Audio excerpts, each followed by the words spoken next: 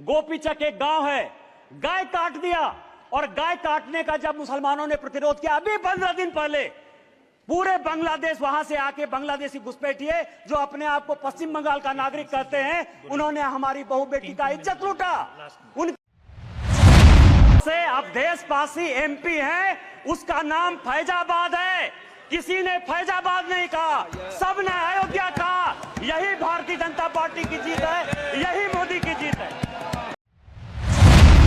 विपक्ष के भाषण में असत्य, गुमराह करने वाले तथ्य, निराशावादी, डर और डर की जो पराकाष्ठा हो सकती है कि डर के आगे कुछ नहीं है, हम कभी जीत नहीं सकते, उस तरह के भाषण को देखा। यहां विपक्ष के नेता ने भाषण दिया, सभापति महोदया, मैं वो नहीं हूं जो हूं, जो मैं दिखता हूं वो मैं नहीं हूं। पिछले बार मैंने कहा था कि यहां प्रेत आकर भाषण देके चला गया।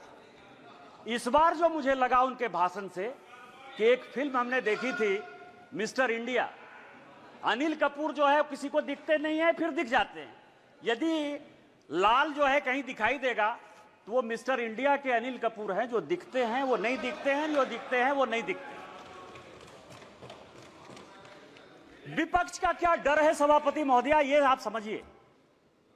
गॉस्पेल ट्रुथ के आधार पर असत्य को सत्य बनाने की कोशिश कर रहे हैं। पूरा विपक्ष जो मुस्लिम की राजनीति करता रहा, आज हिंदू हिंदू चला रहा है। जिस लोकसभा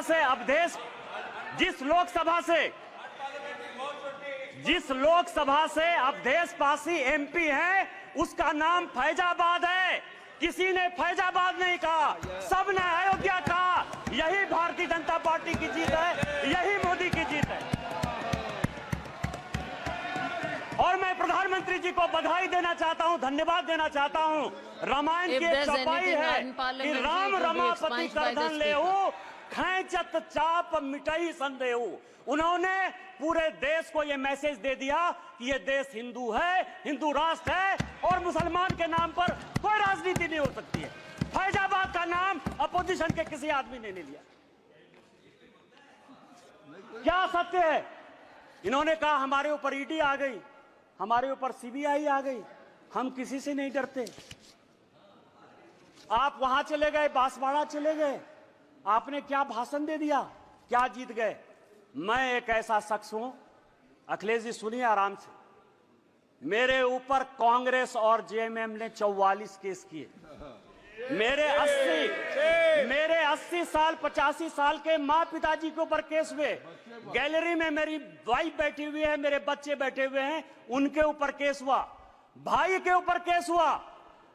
और सरकार ने आरटीआई मैंने मंगाया है, 10 करोड़ रुपया हाई कोर्ट और सुप्रीम कोर्ट में मेरे से केस लड़ने के लिए किया।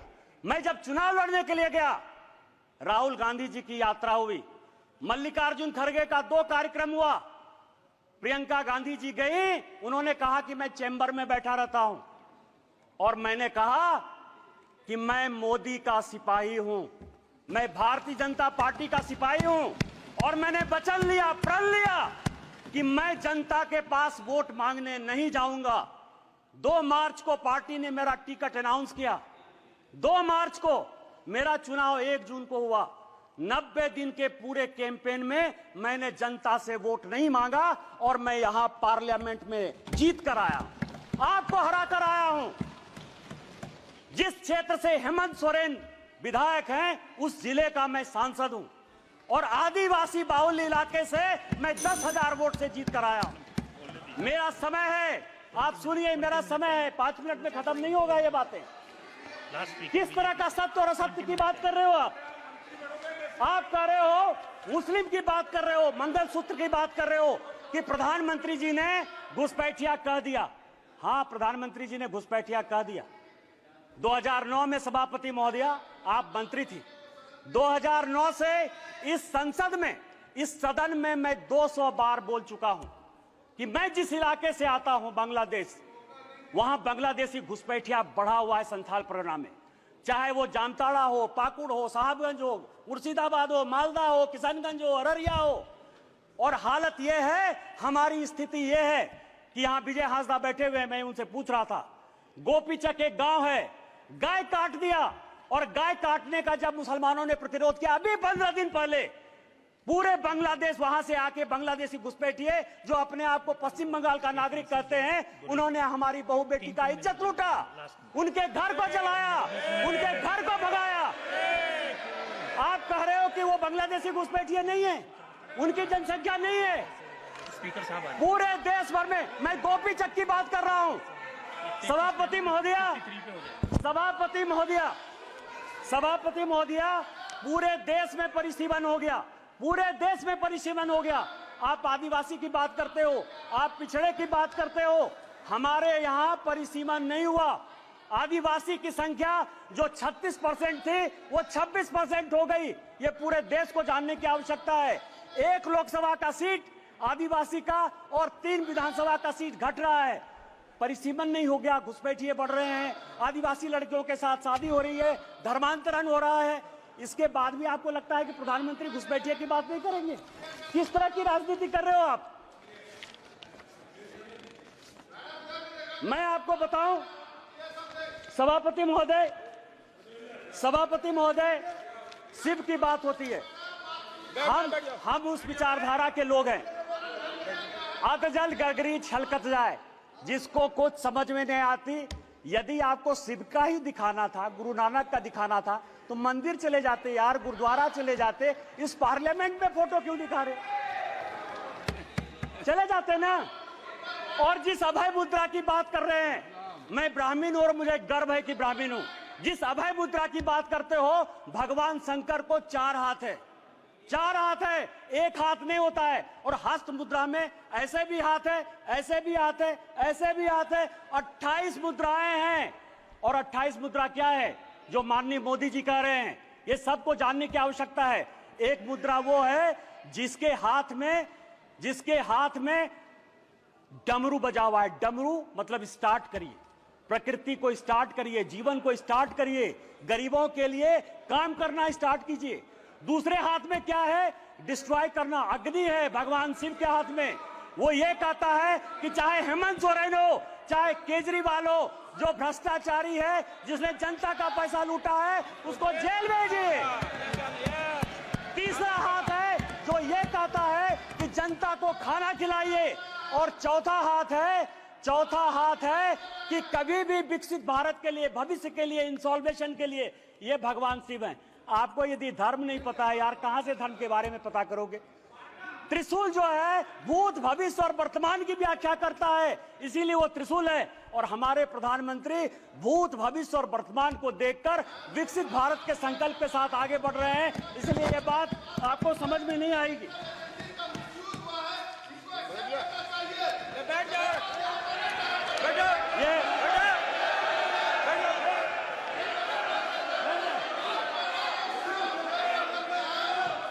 ये सभापति महोदया, ये संविधान की बात करती हैं। अभी मैंने कहा मिसा जी, मैं आपके बारे में बोला, उन्होंने कहा कि मैं बोलूंगा। मिसा भारती जब पैदा हुई तो जेल में थे। मेरे गुरु गोविंदाचार्य उस वक्त वो भी जेल में थे, राम बहादुर राय भी जेल में थे। और लालू जी को राम बहादुर राय ने सजेस्ट किया कि अपनी बेटी का नाम मिसा रख दो, इसीलिए उनका नाम मिसा भारती।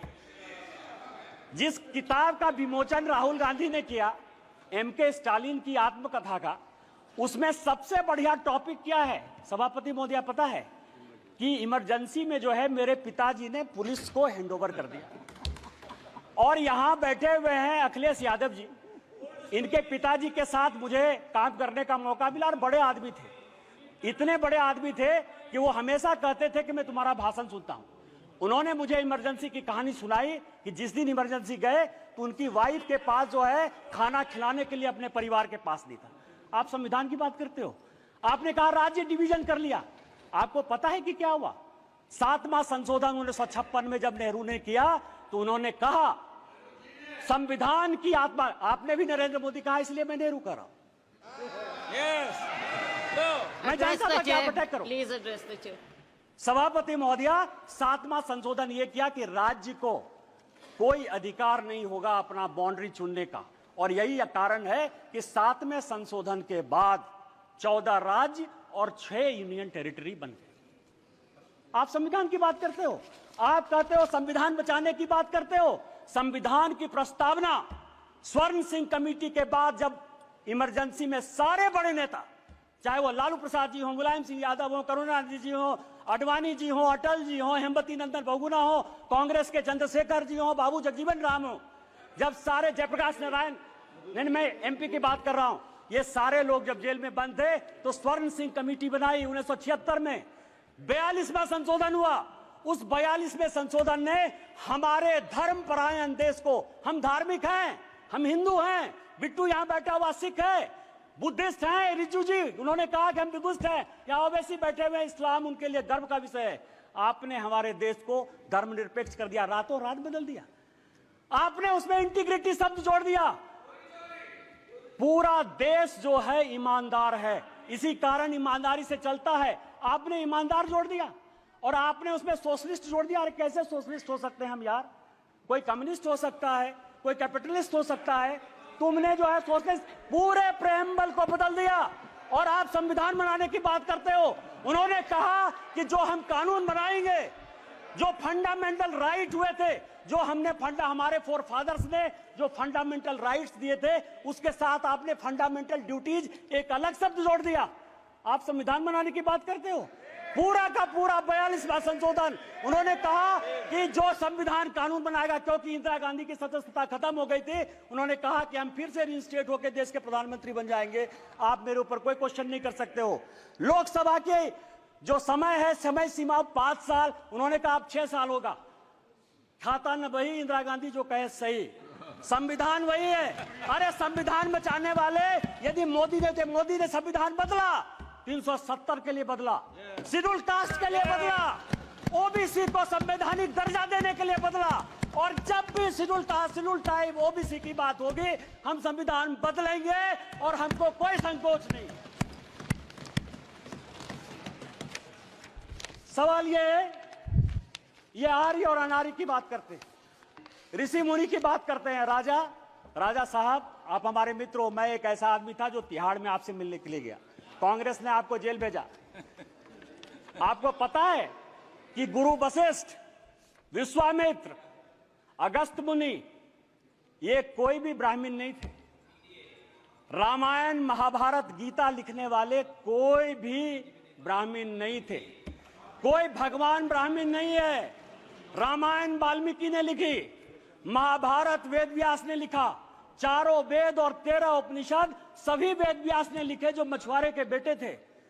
और चाहे वो ऋषि अगस्त हो, ऋषि कन्नन हो, आप जो है आर्य और अनार्य के बीच में। और आप ही के सांसद, कांग्रेस के सांसद, 1952 में जिस कांग्रेस के सांसद रामधारी सिंह दिनकर को नेहरू जी संसद बनाकर लेकर आए, सांसद रहे, 12 साल रहे, देश के बहुत बड़े कवि, उन्होंने संस्कृति के 4 अध्याय लिखे।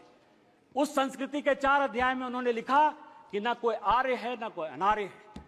जो हरिजन, जो शेड्यूल कास्ट तमिलनाडु का है, वही कलकत्ता का ब्राह्मण है, और जो कलकत्ता का ओबीसी है, वही पंजाब का जो है सिख है। ये उन्होंने लिखा, कांग्रेस ने लिखा, आपके सांसद ने लिखा। हमें तो गर्व है, ये देश एक है, न जाति है न बिरादरी है। आप किस तरह की बात करते हो, जाति प्रथा की बात करते हो। मैं एक बात कहना चाहता हूं, यहां जितने बुजुर्ग लोग बैठे हुए, स्वागत राय जी बैठे होंगे, आज से 50 साल पहले किसी बड़े घर में, किसी गांव में कहीं कोई शौचालय नहीं होता था। चाहे बड़े परिवार की महिलाएं हो या छोटे परिवार की महिलाएं हो, वो खेत में जाती थी। तो जब खेत में जाती थी तो मेहतर प्रथा कहां से आ गया? जो मुगलों ने दिया, आप उसको सही मान रहे हो, और आप पूरे देश को जो है हिंदुत्व के नाम पर, आर्य के नाम पर, अनार्य के नाम पर, इस्लाम के नाम पर केवल गुमराह करने की कोशिश करते हो। ये गॉस्पेल ट्रूथ को बंद करो, ये कहना बंद करो, और देश को जो है साथ लेकर चलने की बात करो। बस मैं अंत में, सभापति महोदय, एक पॉइंट है कि कल कहा गया